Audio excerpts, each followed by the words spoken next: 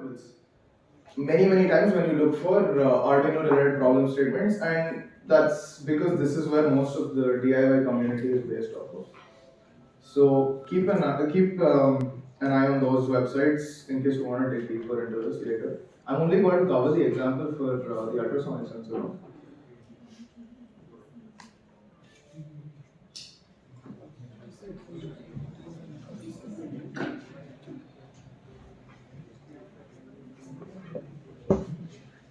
Oh, okay. Right, so this is what it's going to look like. Have you guys seen this sensor anytime before? No, okay. Okay, basically it's just a blue board with two cylinders on it.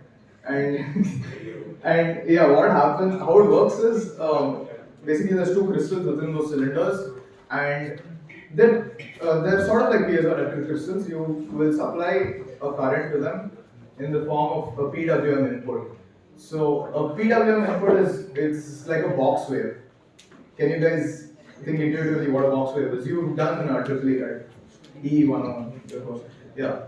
So right, it interacts with PWM signals that it will provide from the Arduino, and the crystals vibrate to generate sound in the ultrasonic spectrum, and the other cylinder contains a similar crystal but with the wiring reversed. So these waves are going to hit an object, bounce off of it, and it's going to be received by the second cylinder.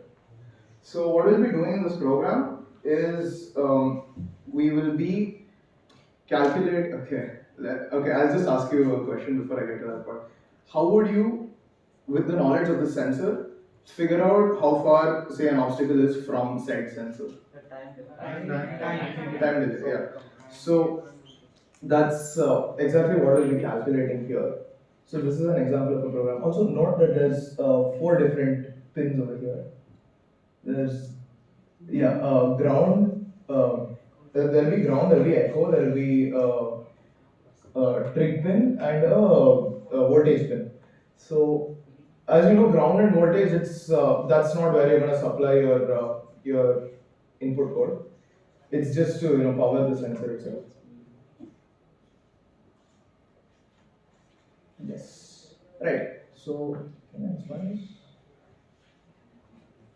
No, I cannot. Okay, fine. Let's explain.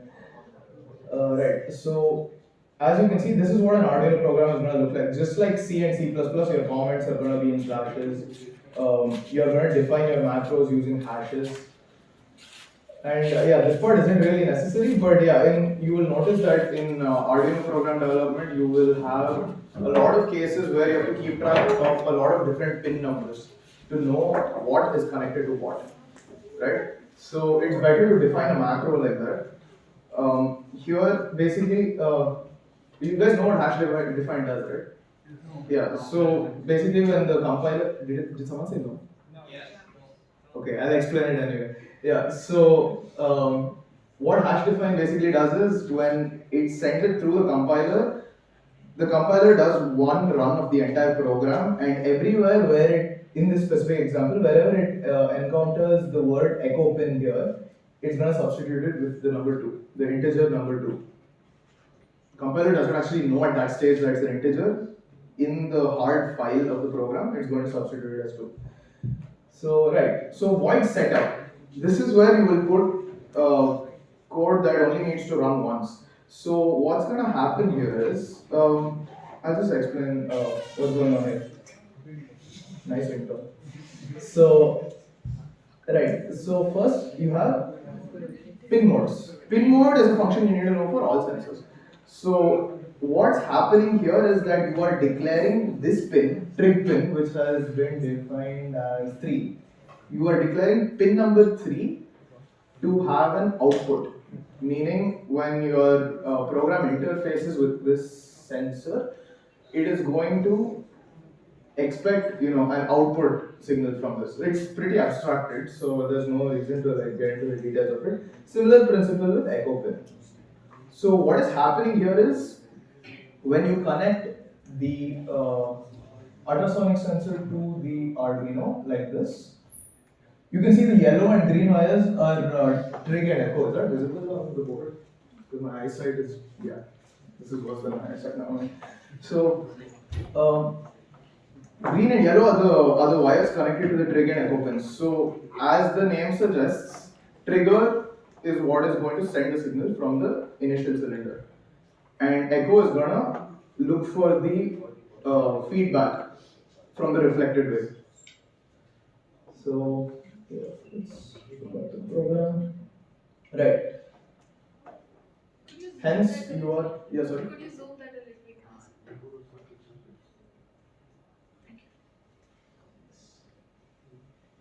Okay. So right, now we will get into serial inputs. Now, this is, okay, one mistake I made while learning Arduino was thinking that serial was it is a protocol that's unique to Arduino. It's not. Anytime you want to interface a microcontroller with a computer, you will do it through something called a serial monitor. So Arduino just abstracts that whole process. It's kind of like Python. Okay, how many of you have learned pandas by any chance? Okay, that's a bad example. Uh, right, okay. In Python, you covered lambda functions, right? Yeah. So what a lambda function would do is it abstracts the content of an entire function, usually a simple calculation, into one single line. So that's what this is doing here. Serial is basically it's a class that is built into the Arduino framework, and begin, println, all of these are objects. They're methods under that class. So serial begin 9600. This basically means that baud rate. So baud rate is for understanding purposes, it's the frequency with which it's going to send out messages. That's it. That's all you have to know. Now, right. When I say send out messages, you will be it would be reasonable to ask, what exactly are you sending the messages out to? So this is the shared memory. This is the shared memory space that you are calling the serial monitor. So would you be able to see it if I drew on the board by any chance? Okay. Okay. So in most computer architectures, you will have, okay, let's assume these are microcontrollers of some kind, and let's assume these are USB devices. So now, okay, let's assume this is the CPU and this is the DMA controller, which is used for I/O input. You don't have to bother with that. So you will have a common bus over here. So this is basically a shared memory space that is created so this dude can talk to these three guys. That's it. So that's what that's the function that a serial monitor is performing. Okay. Yeah, I can see the escape from Hawkins guys are getting uneasy. I'll get to OpenCV, don't worry. So, okay.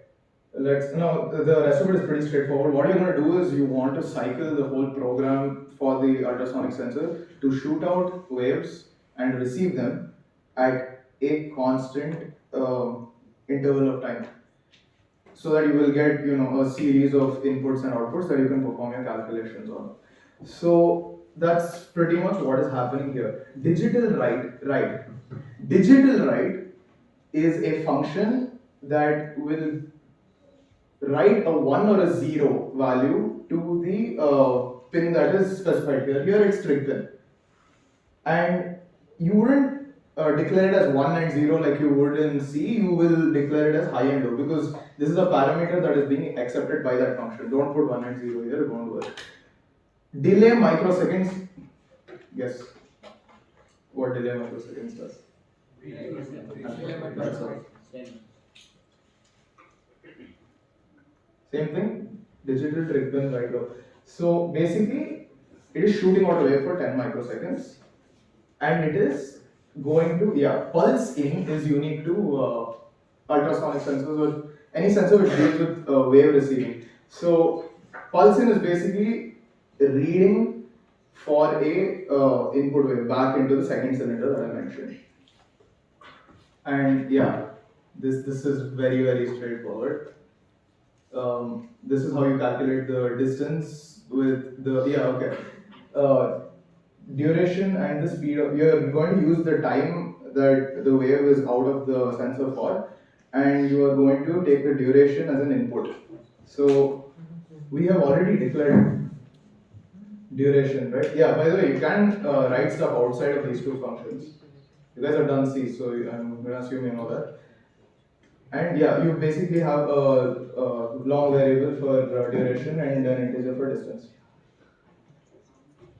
And yeah, so this is basically how you're going to calculate it. You're going to do speed into time. That's how you're going to get distance and switch up those variables to get whatever you want. Okay.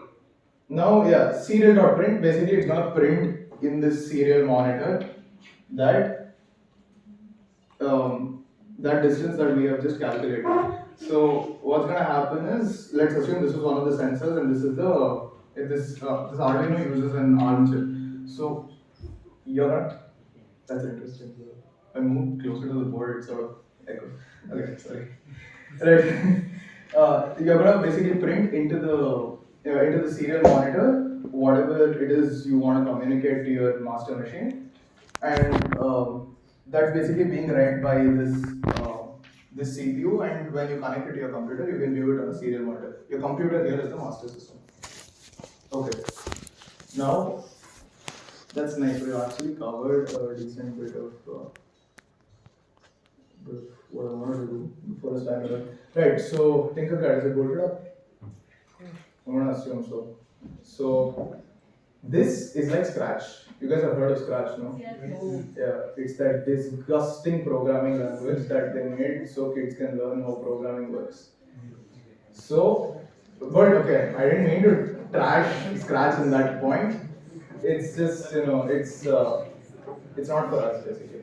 So this works in a similar fashion to Scratch, as in you will drag and drop whatever components it is you want into your workspace.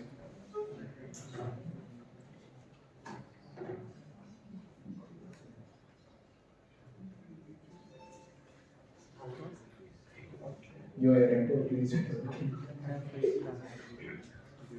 No, can I just, yeah, fine, it's good. That's fine. So now, I have an Arduino over here, and I have, you know what, wait, I'll use an ultrasonic only for this. Ultrasonic distance. So I'm just going to drag and drop this component here. Yeah, whatever, I don't care about the name. Oh, okay. Yeah, notice that we worked on an ultrasonic sensor with 4 pins. So we don't need this. This is a sensor where the power pin has been abstracted into the trig pin. So that's not what we want. We want a 4 pin now. No, I don't care what the name is. So now, yeah, this is important. VCC will always connect to one of the power pins, either 3.5 or 5. So yeah, usually LEDs you will put to 3.5 because they'll burn out if you put a 5 without a resistor. Ground, again, it can go to any of the ground pins. In an Arduino, if a pin is marked as ground, that is universal throughout the entire board. All of them are connected to the same points. I will connect this elsewhere because that's intruding. Yeah, this ground. Now, your trig pin, you can connect it to, yeah, like, I think it was, okay, I don't recall which pin that was. Let's connect it to pin number 9. And pin number 8. That's it. So you can run the same program that I showed you earlier, just hash define it to different pins, and it's basically going to run the same output that I explained earlier. One thing to note here is that pin number 13 is special. It is going to trigger the LED that is mounted onto the Arduino itself, that is this one. So in case you ever need to use an LED but like you're too lazy to fish it out for whatever reason, you can just program an LED output to pin 13. It will just blink on the Arduino itself. Also, don't touch TX and RX. You won't be encountering that anyway.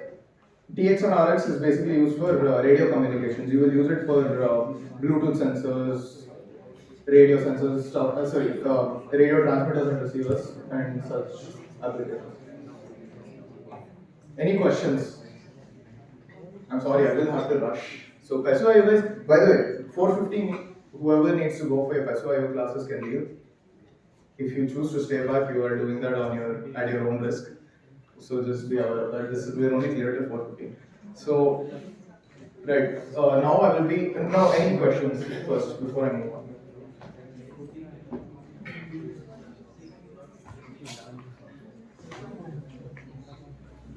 Guys over there, staring into your black laptop. Any questions?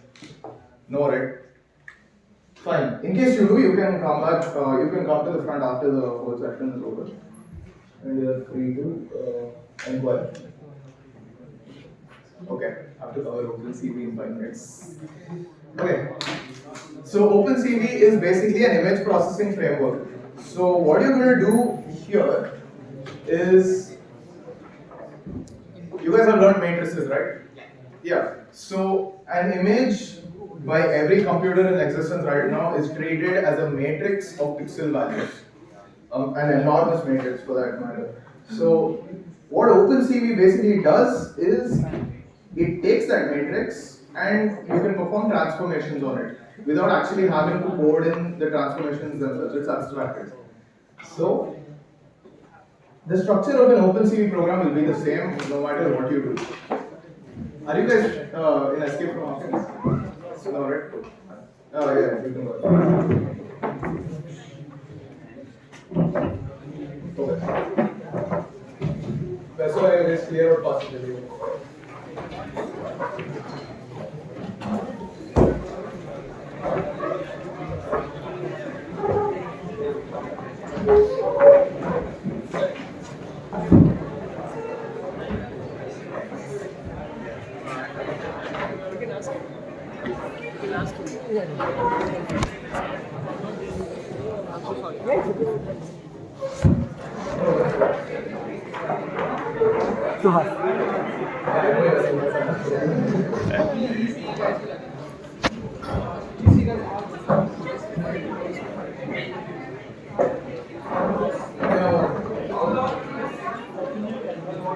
This will go on for the next 15 minutes.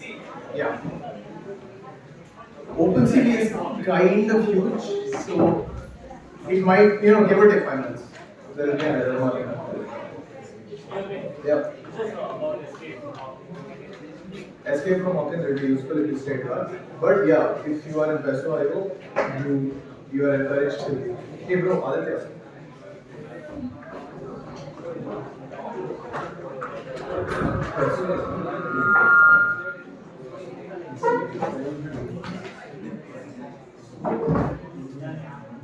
Yeah, PESO, you lose your attendance if you stay back. And you have to face the consequences. We won't be answerable to them. Yeah. If you want, if you have any questions, I'll share my email ID and my WhatsApp. One of my team members is staying. Oh, you're saying that? Fine. You can teach rest. In case you guys still have doubts, I will put my number and email on the group, and I will 100% answer doubts in the group. Is this related? OpenCV? Yeah. Is it escape mode? Is it related to it? Yes. Yeah. Escape from Hawkins is very OpenCV heavy, so it will be better if you.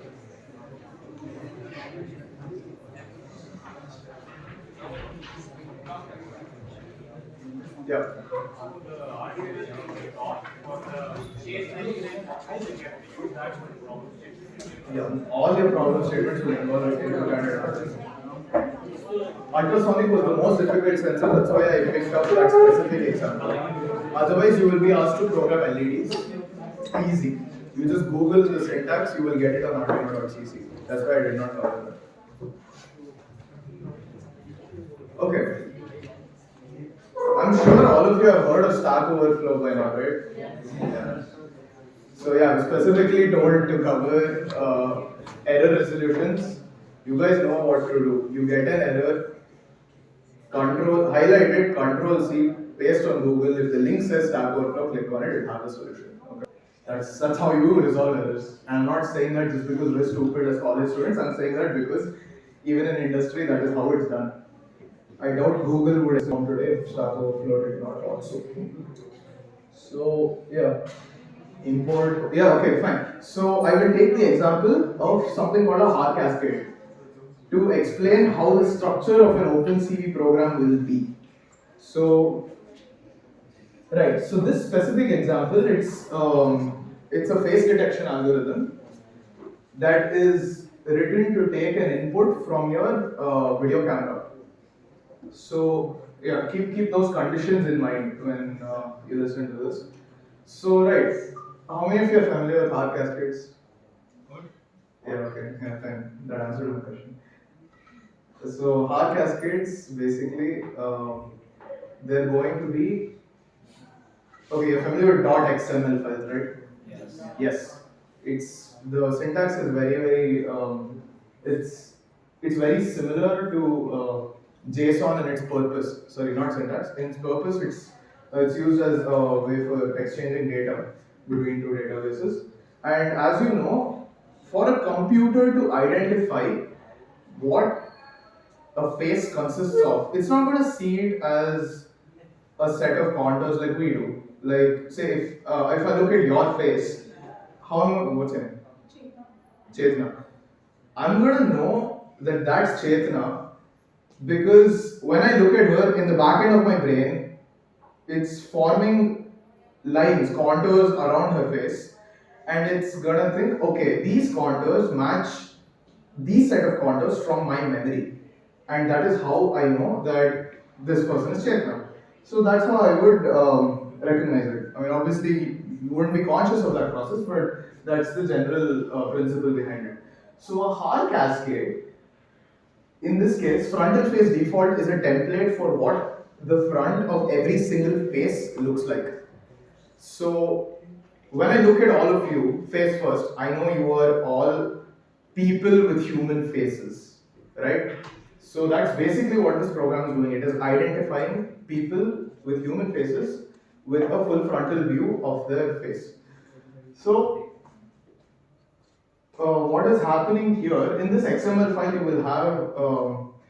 you will have landmarks stored. So what is a landmark? It's basically identifying features of your face in computer terms. So it's gonna look for say when you know the section where your eye socket sinks into your face. It's gonna be able to identify the line that leaves, and it's gonna put landmarks over there to understand that yes, this section of this person's face is their it's their upper region. It's just below where your eyelids are. So that's how it is. It's completely relational. So right. In this example, we are video capturing 0. Okay, CV2.video capture 0 is basically taking the output of this method. You guys remember what it said, right? Bro, debug please. So what happened over there was CV2 has this method called video capture 0, which returns a matrix that describes the image that the computer's default camera captured. That's what 0 means, by the way. It's the default camera. So what happens here is that it stores that in this variable cap, and right. So when you capture an image, it's not exactly in a matrix. It's in a matrix with two other special values attached to it. So yeah. Sorry. Any questions? Yeah. So what is happening here is it is going to give you a very rough data structure describing the image, which will also contain the pixels. It will also contain two other values which we're going to get now. So cap.read is going to extract those values from that matrix, and it's going to associate it to right and frame. So what are right and frame? Right basically is a boolean variable. It's going to have true or false in case of Python, which will indicate whether or not that mode of that camera, that specific camera that you specified, is actually accepting images. So in some cases you will have problems where the camera will not have any sort of image being returned because of some hardware problem or whatever. So in that case, right will be it will be false. And frame is what we are going to work on mostly. So frame is that matrix of pixels itself. It is the image that you will be dealing with. Now, yeah, what's happening here is they are converting, they're using this function CVD color to convert this frame from its BGR values to grayscale. Now, there's many different reasons they use this, and for face detection purposes, you usually gray out an image to remove noise, to remove color noise. You guys understood that sentence, right? Yeah. Noise is basically any unwanted disturbance in your image. So, right. So that's what CV2 color BGR to gray does, and it returns that modified frame into gray. This is basically a transformation for all intents and purposes. You are transforming the values of that matrix so that it gets converted into a gray image. So now, faces, right? So this is unique to hard cascades. What is going to happen is, so you have to create a data structure into which you will put that XML file that I mentioned earlier, which will, okay, how do I explain this? Do you guys understand what mapping is in with respect to databases? So, okay, basically what it is you will have, let's suppose you have a structure with values under the names A, B, and C, and you have another structure with the values A, B, C, D, E. So you don't know what to put for D and E when you try to equate those two structures. So what's going to happen when you map the values is A, B, C gets filled in, and the rest of them will be null or whatever default you set it to. That is basically what you're creating here. You are creating that second data structure into which you are going to insert this XML files data into, so that it can recognize the face. So right, so this is basically how you would do it for a face, hard cascade for facial recognition. Yeah.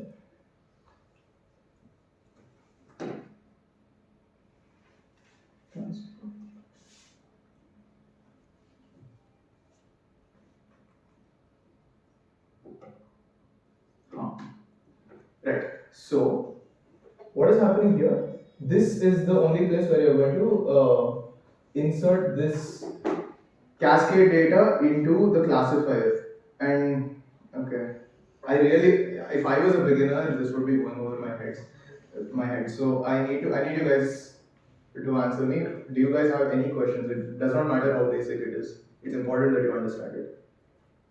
Any questions?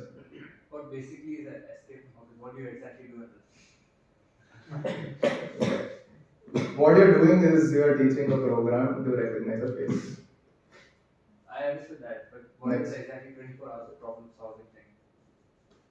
Okay, fine. So with relation to your program, you might be given a question which will involve you to take a hard cascade, and will give you a test video or an image or whatever, and then you will have to automate the program to draw boxes around faces with respect to this example. That's what you will be expected to do. Should we only use hard, like, can we use some other libraries instead of hard cascade? Like for example, we have media pipe which can directly detect the face. Okay, you know media pipe, huh? Yeah. Huh, fine. Yeah, see, you have complete freedom to use whatever framework or library that you choose. I'm just teaching you this because this is the industry standard, and that's what you would use in robotics application development. Any other questions? Cool. Right. So what is happening here basically is you are creating a classifier which is equivalent to that first data structure that I mentioned in the earlier example, inserting the data for the XML file into it, and you will be mapping it to a face cascade structure. That is basically what is happening. So you know what, just if you have a notebook or a computer, just note this down as is. This section of code is going to occur everywhere where you are asked to do a face detection project. So keep that in mind. Right. Okay, CV2.rectangle, circle, whatever shape you insert into that. Guess what it is? Ah, correct. So it's going to, okay, so in case of rectangle, what's happening is you are taking the frame. What is a frame? Louder. Basically, a box like surrounding the. What is it? Basically, the box surrounding the bottom. You are going a step ahead. What is a frame? Do you remember where we got the variable frame from? The image. That's the image. So what you're doing with CV2.rectangle is you are modifying that matrix to include lines. In this case, lines that create a rectangle around the vertices that you specify over here. So now, faces is going to return. Yeah. Okay. So the method detect multiscale for the object face cascade is going to return your XYWH. Can you guess what X, Y, W, and H are? It's kind of intelligent. X and Y are the starting coordinates, W is the width and the height of the rectangle. Coordinates are Louder. X and Y are the starting coordinates of the rectangle, Y and X are the length and width of the rectangle. Which vertex does X and Y represent? The top left one. Bottom left. Top. Bottom left. Bottom left or top left? Bottom left. Bottom left. Because they're adding height Bottom and left to width top to left. that. It's top left. So yeah, that's a very good question, because when you are creating an image or modifying an image in OpenCV, it's going to show up in a window. That is actually going to happen in a function that's defined in the end. Right. When you do IM, right, you are basically writing the image matrix into a window. So in OpenCV, let's assume that this is your window. You're gonna have your shortcut, whatever. So this corner is the 0, 0 of your Cartesian system. Yeah, so it's always going to be top left. So yeah, that's basically what's happening when you insert the image into this window. This is going to be a 0, 0, W and H, width and height. I know it's a bit counterintuitive. Usually you would just give the values of X and Y here and X and Y here, and that should be enough to define the image. But this is how OpenCV as a framework is structured. Yeah. All this coming back to your Arduino. That's the thing. Your Arduino will not have the processing power to deal with any of this. There is a way to make it process it, but it'll guarantee burn if you do that. Which is why I explained the concept of master and slave system earlier. Your Arduino is a slave system that only interfaces with your sensors. Like whatever sensors you have, it's going to collect the input, dump it in the serial monitor, and if you need to actuate any motors, you are going to put the command on that serial monitor and it's going to send it back to the Arduino. Now, you might, yeah. Can you scroll up a bit? Yeah. So, that CV.rectangle. Yes. What's that last argument you're passing to? That's the thickness of the line that you want to draw. 0,225 like means a green. That's the colors. Green. In RGB. it's not RGB. That's an important detail. It's in HSV. Yeah. You won't be dealing with any color detection. So yeah, HSV. The HSV system is something you can read up on in your own time. And actually, we have to explain it, but I'm on a time limit. So yeah. So that's basically what CV2.rectangle does. And yeah, so this is where I mentioned that counterintuitive part happening. So you were basically defining the corners of the diagonals. So this is going to be your top left point, and this is going to be your bottom right point. And that's all you need to define a rectangle in a Cartesian space. Okay. I think I was midway between explaining how computer interfaces with the Arduino. So right, all your Arduino is going to do is interface with your sensors and your actuators, which are your motors or linear accelerators or whatever. So that data has to be processed in a system with higher computing capacity, which is going to be a computer, which is why you have a wire. I mean, when you deal with an actual Arduino, you will have a blue wire connecting into your USB port or whatever server you're hooking it up to. And your computer will do all this image processing. That is where your whole thing is going to run. So now, you might ask, how does your code that you write on the computer communicate with your Arduino? So what is going to happen for that is, we will use a framework called PySerial.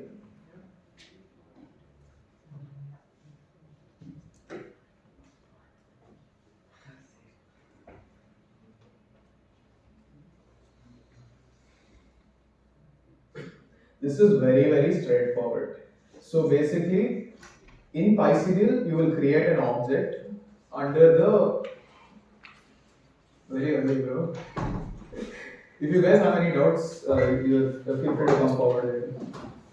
Right. So serial is going to create. In this case, serial is the first serial is your framework that you are going to call your objects and methods from, and you're gonna take out a capital S serial method from that and assign it to a variable. So this is where you will give the details of your serial monitor.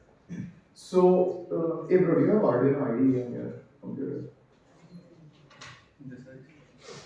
Huh? Just like it. Oh, cool.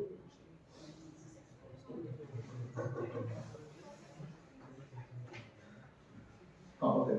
Nice. So, when you connect your Arduino to your computer, you will usually have a tab under which you can access the serial monitor. So, the details, now as I mentioned, a serial monitor is a shared memory space. So, to access that memory space, you need something to identify said space.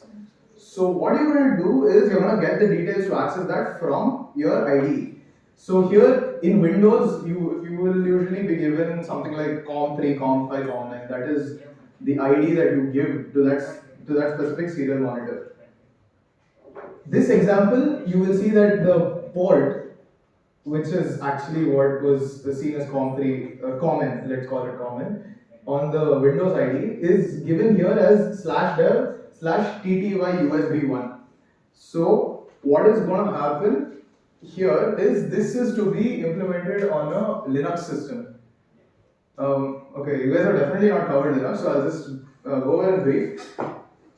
The serial monitor is contained under a file in Linux. Everything is done through files in Linux, which is why it's not that hard to access whatever you want in an operating system, in Ubuntu operating system. So yeah, so this is the port number on Linux. Sorry, port details on Linux. It will be under the /dev directory with this specific code. And here you will determine the baud rate. This is important. The baud rate here has to match what you entered on your Arduino. Otherwise, it will be completely out of sync and you can expect a lot of errors. Parity stop bits and byte size not necessary. Just forget that even exists. That's for slightly more advanced projects. So, what's going to happen is, you have declared a variable ser over here, which is taking the return value from the serial method, which basically gives you all the details of the port. Now, when you want to write into that serial monitor from a Python program running on your computer, you are going to use serial.read and serial.write. Yeah, that is what is happening here. So you will put your raw input in this variable input. Serial close, do not execute this unless you're sure you're done using the Arduino. You've done file system management, right? It's like closing a file pointer. That's the same thing. You're closing the serial monitor over here. Now, serial.write Arduino, you will be inputting a string. You will be giving it a string to process, and it will write that as is on the serial monitor. So I'll show you what it looks like on the Arduino interface. Yeah, serial monitor right here. This is what it's going to look like. So when you run a Python program, it will get printed out in this text space over here. Okay. Okay. Any doubts so far? No questions? Has this all completely gone over your heads? Like completely gone. You have no idea what's going on. Okay, that's a problem that can only be solved by doing an actual project. So I'll tell you what. If you guys are interested, I will give you a set of. I will give you a YouTube video, and Arduino.cc will have details of all the projects.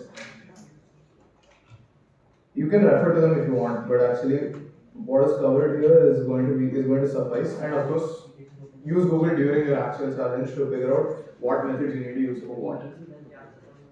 Right. So this video is single-handedly probably the most important YouTube video in the department of computer vision.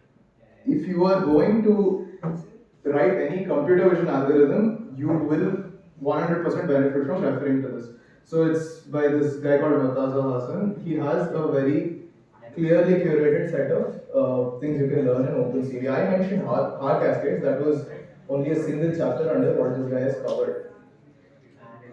Yeah, this guy's not written the names of the chapters themselves. Fine. So hard cascade, I think, was chapter 7 or chapter 8. So he will cover. I would highly recommend you go through intro, introduction to images, and chapter 1. That it's gonna take barely any time. So as you can see, the whole section till here is just 9 minutes, 9 seconds. So like when you're free, I would recommend you watch that to understand the very basics. I'll just keep the video on top so you can bookmark it or whatever on your outlet. Yeah, this is the title of the video. You'll get it. It has a pretty recognizable thumbnail. So I will need you to refer to these, and Tinkercad, what I showed you will suffice. Arduino, again, what I showed you will suffice for the toughest project that you will get in Chase99. Am I missing anything? Nothing, right? Why am I asking you guys? You're the ones who are teaching. Hey bro, Subhas. Anything else to cover? Sir, no? Can you just inform about the problem statement? You want me to tell the problem statement? It was an Yeah, in your Chase99 problem statements will be based on very, very simple Arduino programs, and you should execute it on that Tinkercad platform. Escape from Hawkins. It is OpenCV heavy, and you're going to use a little bit more than hard cascades. What you cover in the chapters that I pointed out in the video will suffice for that. Huh? Counters. Contours. Oh, okay. Yes, but contours is the most straightforward than hard cascades. Yeah. One of the chapters here also covers contour detection. I would highly recommend you go through that. But that's only for escape for Hawkins. There's like 2 teams in this entire list. So that's it, right? Yeah. This is very, very important. All of you pull up your terminal or wherever it is you're gonna. How many of you have Linux computers? Windows. Okay, Windows is a pain to install frameworks for Python on because it uses something called a wheel system to install it. So you can't. Yeah, if you make any installation errors, it will be problematic. So pull up your terminals. All of you who have laptop on the desktop. Sorry, command prompt in Windows.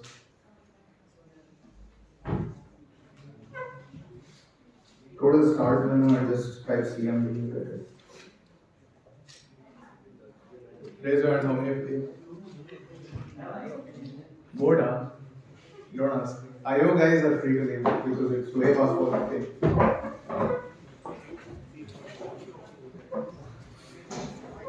How many of you have CMD on right now? Okay. Write pip install OpenCV -Python and click enter. Sorry, no spaces between OpenCV. OpenCV and Python are separated by hyphen.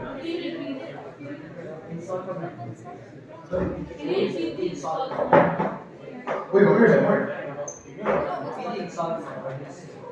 Can't carry it, bro. Yeah. What's up? Right, OpenCV -Python. there's a very useful website called PYPI. Pronounce that how you will. I call it PyP. So that's going to give you the pip commands to install any framework you can think of. Not needed for this, usually OpenCV. But yeah. You guys have pulled up the terminal, right? And you typed on the statement. This one's been paying attention the whole time. He's been nodding at everything I said. Yeah. So command prompt is on. Did any of you get any installation errors? Not recognized. Huh? Windows is not recognized. On Windows, it's horrible. It's actually horrible. It's a pain. Did any of you get installation errors? No. Pip install OpenCV -Python. OpenCV is a single word, no space. You already have OpenCV installed, yeah, so it won't give me any errors. Yeah, as a demo.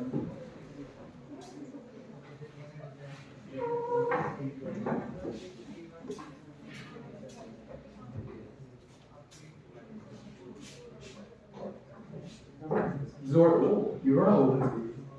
Okay, fine. This is what it's gonna look like. So yeah, again, I have to let you guys go now.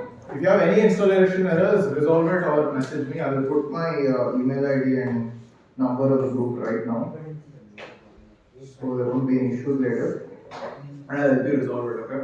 What are the dates given to you for the event? When is your actual treasure hunt? Any one person? Friday. Yeah, that's sufficient. Okay, I'm only on the escape from Hawkins group. I'll ask them to forward it later to this case and I do. Right, that concludes our session. Any questions? This is not required. OpenCV is required. OpenCV is required for escape How from does the Hawkins. pip file to work on this? Sorry? How does the pip file to work on this? The pip file? What is this? The pip install? No, see, pip it's an automated installer. So it's once you write OpenCV Python, it will fetch it from its own directories on the internet. Okay. You don't have to specify any. You don't have to download any files. You thought this is like a C++ or C No, it's installation. GCC installation. No, it's not like that.